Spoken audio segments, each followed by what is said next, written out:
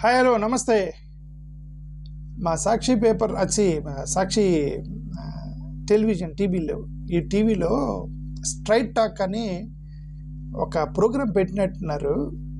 ఆ seen one interview with BJP MP Raghunandan Rao, exclusive interview Adani case straight talk అని title తోటి ఒక అడ్వర్టైజ్ ఒక ప్రోగ్రామ్ చూశాను.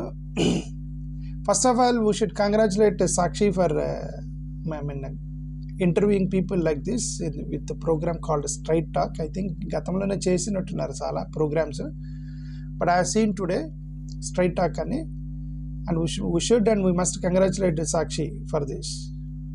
బట్ ఎంపీ రఘునందన్ రావు చేసినటువంటి ఒక కామెంట్ని మాత్రం నేను అబ్జెక్ట్ చేస్తున్నానంటే ఆ ఒపీనియన్ని నేను వ్యతిరేకిస్తాను. ఒపీనియన్ని అదేంటి చూద్దాం. రఘునందన్ రావు గారు ఏమన్నారు చూడండి ఒకసారి. అంటే ప్రస్తుతం పార్లమెంట్ సమావేశాలు కొనసాగుతుంది. విపక్షాలు, కాంగ్రెస్ నేతృత్వ విపక్షాలు అదానికి సంబంధించి సెక్యూ ఒప్పందం సంబంధించి అమెరికాలో ఏదైతే ఇండక్ట్మెంట్ నమోదైందో దానికి సంబంధించి జేపీసీ విచారణ చేపట్టాలని పట్టుబడుతుంది. సమావేశాలు కూడా సజావుగా జరిగిన పరిస్థితి. బీజేపీ ఈ అంశానికి సంబంధించి ఎటువంటి స్టాండ్ ఉంది? ఎంపీగా మీరేమంటారు? ఇప్పుడు అన్న సింపుల్, అందులో చాలా సింపుల్. నేరం ఈ దేశంలో ఆరోపించబడలేదు.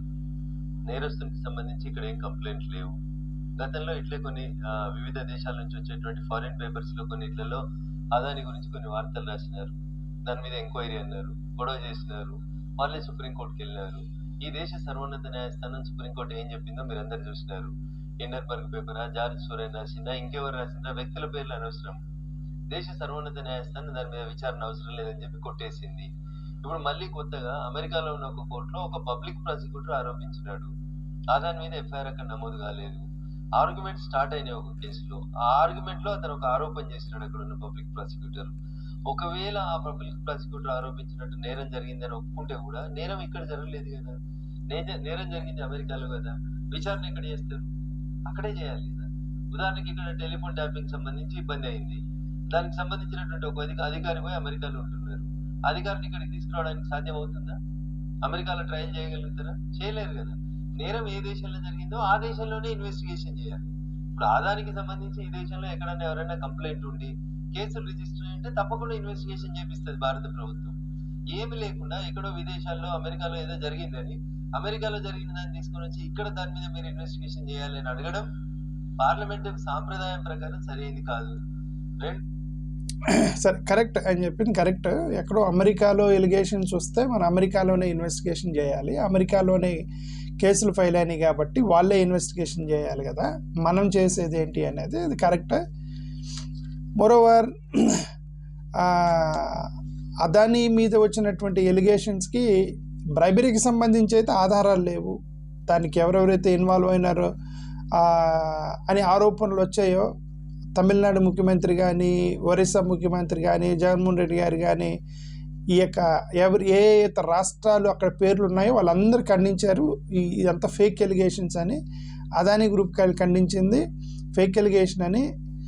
ఇవన్నీ కూడా ఇటు అసలుకి డైరెక్ట్గా ఈ బ్రైబరీ కేసులు నా పేరే లేదన్నాడు అదానీ గారు. సో ఇవన్నీ కూడా ఇది పక్కన పెడితే, ఈ యొక్క కేసు అనేది మనం పక్కన పెడితే, నా ఉద్దేశం ఏంటంటే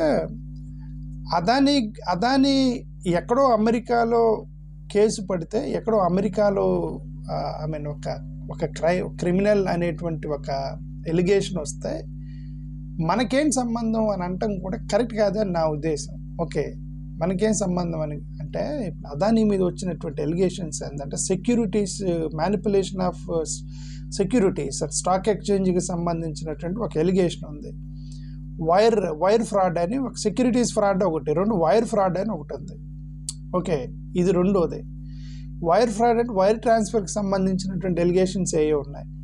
ఇప్పుడు ఇంత ఎలిగేషన్స్ ఎక్కడో అమెరికాలో వచ్చాయి కదా, మనకేంటి ప్రాబ్లము, మన దేశానికి ఇంత నష్టం అని మనం ఉంటే, it is after all it is image of the country. ఎందుకంటే ఇమేజ్ ఆఫ్ ది కంట్రీ అన్నామంటే, సరే పోనీ వీళ్ళేమన్నా ఒక ఇండిపెండెంట్కి వెళ్ళి వ్యాపారాలు చేసుకున్నారా అంటే, ఏ దేశానికి పోతే ఆ దేశానికి వెళ్ళి మన ప్రధానమంత్రి గారికి సంబంధించినటువంటి రెఫరెన్స్ ఇచ్చారనేటువంటి ఎలిగేషన్స్ ఉన్నాయి. నేను మాట్లాడే ప్రతిదానికి మీకు లింకులు ఇస్తాను చూడండి. నేను ఇది ఎక్కడి నుంచి చెప్తున్నానంటే, this is India times, indiatoday.in రాసినటువంటి కథ చెప్తున్నా మీకు. ఓకే, నేనేది కూడా నా సొంతంగా నాకు తెలిసినవి కూడా నా సొంతంగా చెప్పాను, ఎందుకంటే ఈ ఎంత కాంట్రవర్షియల్ అవుతాయని నేను న్యూస్ పేపర్లో చదివే చెప్తాను. ఓకే, indiatoday.inలో రాసిన దాని గురించి చెప్తున్నా మీకు. ఓకే, ఇప్పుడు వాళ్ళ ప్రకారం ఏంటంటే ఇది భారతదేశ ఇమేజ్కి చాలా పెద్ద దెబ్బ. ఎందుకంటే అదానీ అనేటువంటి వ్యక్తి స్ట్రైట్గా వెళ్ళిపోయి తనంతగా తానుగా వ్యాపారం చేసుకుంటే సరే మనకేం నష్టం, ఎవడో వ్యాపారస్తుడు ఎక్కడో ఇక్కడ క్రైమ్ చేశాడు మనకేంటి. ఇప్పుడు వెళ్ళిన ప్రతి చోటల్లో మన ఇన్ఫ్లుయెన్స్ వాడుతారే.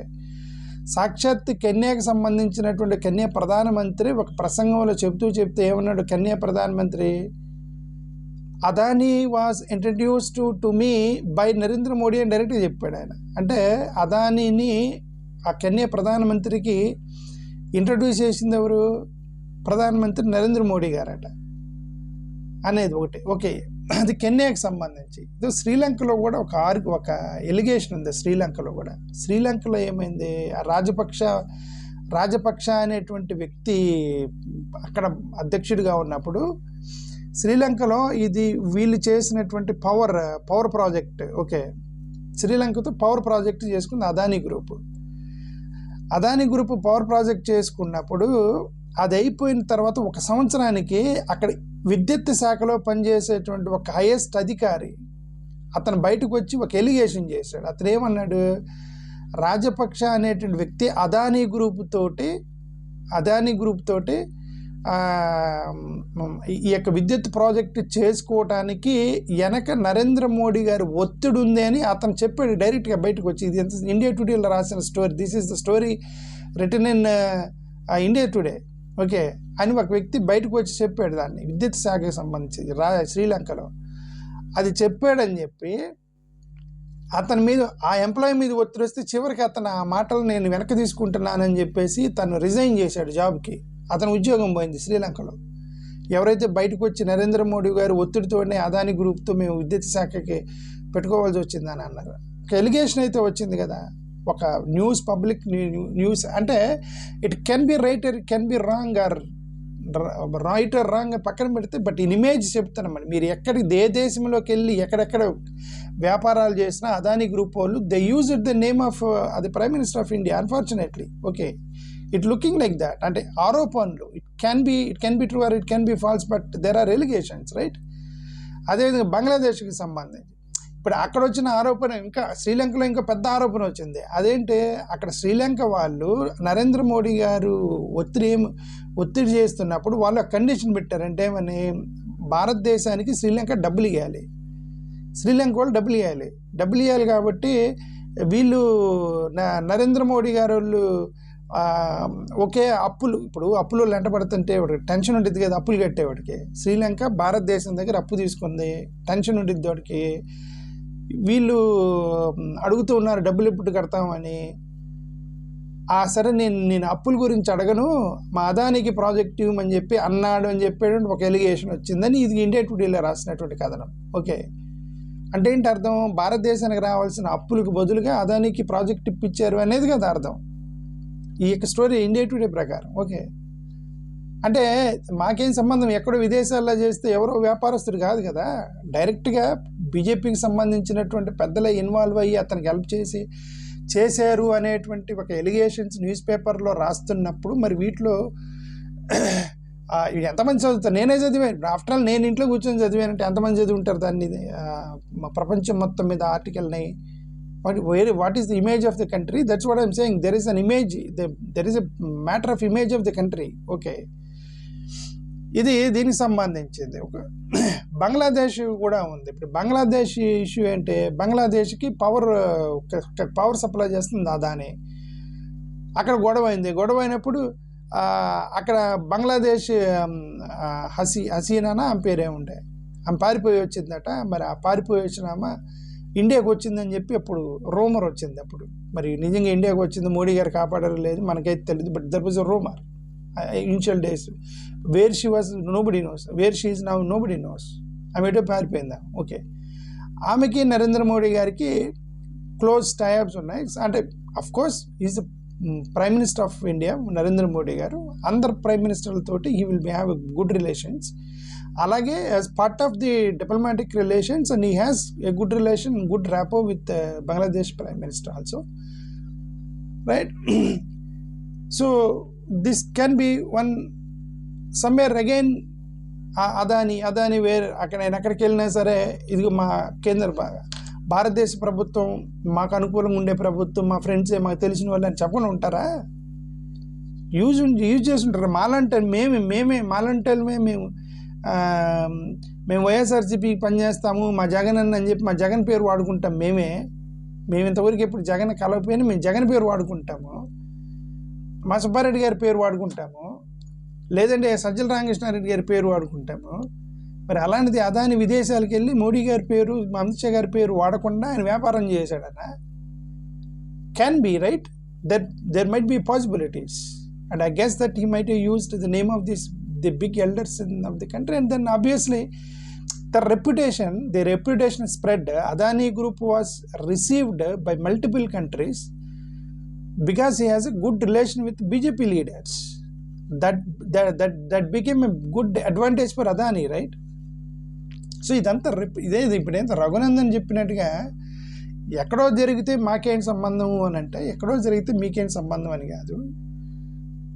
రెప్యుటేషన్ కూడా ఇంపార్టెంటే. ఇప్పుడు మహాత్మా గాంధీ గారికి ఆయన పేరు ఉండే బిర్లా, టాటా బిర్లా అనే ఇద్దరు కలిసి ఉన్నవాళ్ళు. అప్పుడు బిర్లా మహాత్మా గాంధీకి బిర్లాకి సంబంధాలు ఉండేవి. మహాత్మా గాంధీ పేరు వాడుకొని బిర్లా కంపెనీ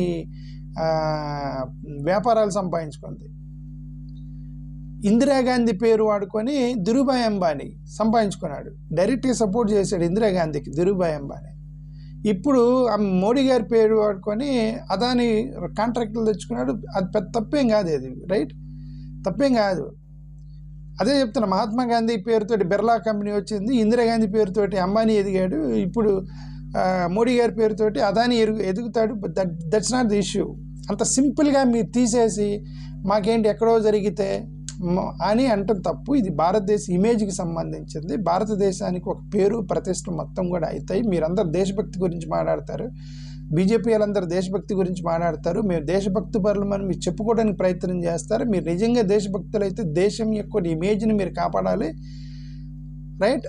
అదాని లాంటి వాళ్ళకి ఎలిగేషన్స్ వస్తున్నప్పుడు definitely it will tamper and tarnish the image of India because Adani was said to be or believed to be the close associate of BJP, and who is ruling the India. Obviously it will tarnish the image of BJP, Narendra Modi garu, India. If Adani was found to be entangled with the allegations in America, definitely it will happen. So it's not so easy thing to avoid the topic of Adani in India. That's what I say. Raghunandan Rao ki. Okay, thank you.